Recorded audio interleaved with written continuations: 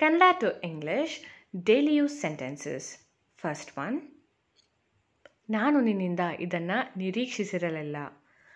I didn't expect this from you. I didn't expect this from you. ನನ್ನ ಪಕ್ಕ ಕೂಡು. Sit beside me. Sit beside me.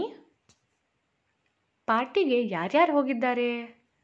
Who are all going to the party? Who are all going to the party? ಹೇಳಿದ್ಮೇಲೆ ಮುಗೀತು. Spoken is spoken. Spoken is spoken. ನೀನು ನಿಮ್ಮ ಅಮ್ಮನಷ್ಟೇ ಸುಂದರವಾಗಿದ್ದೀಯಾ. You are as beautiful as your mother. You are as beautiful as your mother.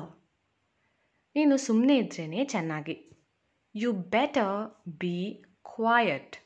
You better be quiet. ಈ dress ಬಹಳ ಉದ್ದ ಇದೆ. This dress is too long. This dress is too long. ನಾನು job ಬಿಟ್ಟೆ. I left my job. I left my job.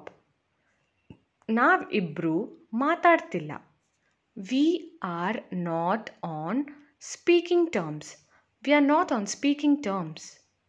ತಮಾಷೆ ಯಾಕೆ ಮಾಡ್ತಿದೀಯಾ? Why are you joking? Why are you joking? Thank you.